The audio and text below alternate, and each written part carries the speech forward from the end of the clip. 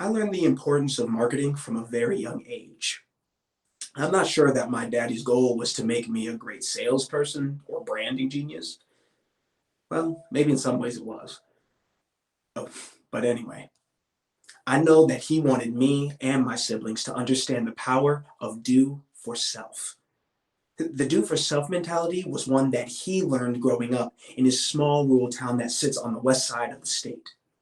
His grandfather was an entrepreneur. He drilled wells, and apparently, he also ran a bootlegger's house. That took a certain level of skill and courage.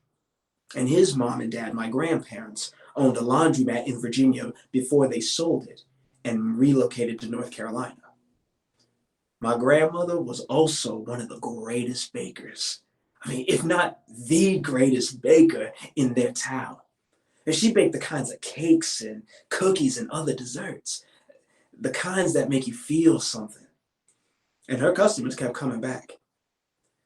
It was seeing them work extremely hard while being Black people in a very segregated small town in the South, while still following a path that was about doing for self and building for their family and their future that inspired my dad. And it was watching my dad do the same that instilled in me the desire to follow my path. You know, I was in about third grade when I got my first taste of the importance of marketing. Me and my siblings desperately wanted a VCR. Now, this was when Blockbuster and movie stores like that were booming. We approached my parents and asked them about getting one. My dad told us that we would have to raise the money if we wanted it. So we decided that a few of us would sell candy at school. Now, I'm sure we weren't supposed to be running our own candy stand during math class, but nothing was going to come in the way of us and our goal. So we went to a discount store and purchased the candy, lollipops and airheads and now and laters, stuff like that. And instinctively, I knew exactly how to create a buzz. Yeah, I pulled out a sucker, or lollipop, whatever you call it, and indulged in class in front of one of my friends. The trap was set. He wanted one. It's going to cost you 50 cents. Sold. And then the next kid wanted one. And the next. And in no time, we had our VCR. Oh, man. Now, I was in my early mid-20s when we started our insurance agency. I was a young husband and father who had never stopped being an entrepreneur. Since my third grade candy business, I had taken every opportunity that I could to sell whatever I could get my hands on. I spent a lot of time working with my dad. He owned his own businesses, a welding shop, a restaurant, a small fragrance business, and probably other things I'm forgetting. But as I was working with him, I was learning from him. He was charismatic and self-assured. He was unapologetic and justice and freedom oriented. He had strong feelings, and this informed everything he did. His word was his bond. His work ethic was unmatched. I didn't realize I was learning these things as I went along. Now, I thought I was just going to work for him. So all the things that I learned from watching and experiencing him would come to be some of my greatest tests as I started my official entrepreneurial journey. I was no longer selling candy. I was selling home and auto insurance, life insurance, financial products to people, helping them make investments in their families' futures. And it was hard. I mean, not so much the selling and marketing part, but the underlying institutional racism made my business an impossible one. At some point, the insurance commission, or the company that I was licensed under, instituted what was called the insurance score. Basically, a credit score that helps to determine on the back end if you are eligible for insurance with their company and or what the price will be. Racism and classism are built into the algorithm. So the people, my people, who I really wanted to help with obtaining quality insurance at a fair rate, who I wanted to help with avoiding adverse situations with law enforcement for getting stopped for driving without insurance. I couldn't help them. And that wasn't the sole reason that I closed the agency, but it was deeply connected to my choice to choose another path. And that path has taken me down a road to real estate. Yeah, I'm a licensed contractor. I own my own real estate and construction business, and it is the longest and hardest work I've ever done. It's challenged me and opened me up to my own flaws and opportunity areas in a way that nothing ever has. And one of the biggest challenges is banking. I mean, it's rare that I go to a bank, and this can be any of the major banks, to cash, deposit a check, and I'm not met with extra security measures. See, I tried to deposit an $8,000 check recently, into my bank from a customer who banks with that bank. And it took two tellers and a bank manager to view the check before they told me that it would have a hold placed on it for the purposes of verification. $8,000 is not, or is, a small check. But this happens often. It's something that I prepare for, but I'll never become okay with or get used to. This stage in my entrepreneurial path can be challenging, but when it pays off big. Now, I get to flex my creative muscle daily.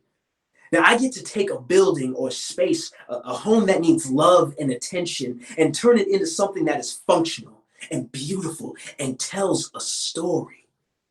I get to dream and visualize. For example, I visualize a community that serves my people, that has everything that it needs right there. The homes and schools and businesses and religious spaces and parks and galleries, mixed use, with family and community at the center of everything. And black. And black. Built by us and for us. I know that we need that. In cities and towns all over the country, we need that. When I reflect on my journey as a businessman who is doing everything that I can to experience the freedom that comes with building and growing my own, I know that I was built for this. I believe in the power of the do for self mentality and way of work that was passed down from my father and the ancestors who came before him. Economic freedom is about more than wealth. It's a way to exemplify our love for the collective community and our love for self. Sometimes that will mean that as a black man, I'm not just marketing and selling a product or service. I'm selling and marketing the truth of who I am and who others that came before me were. They were a strong and mighty people who have dared to dream and vision and work our dreams and vision with excellence and diligence because we believe in us and we believe in our future. So I know that every time I meet with a new customer, every time I help them envision a home or space that can be elevated and renewed or built with love, I'm doing more than selling them on my vision. I'm selling them on the vision. A vision that was laid out generations before me and will be carried out through my works and the works of those like me who come after me.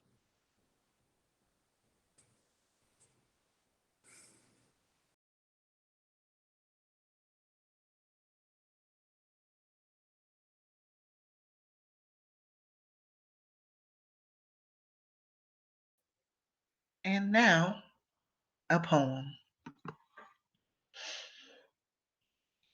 There are those who think that generational wealth is a mystical creature, out of touch and out of reach for folks who look like me, dream like me, There are those who would question with what they deem sincerity who and what gave me the vision to dream.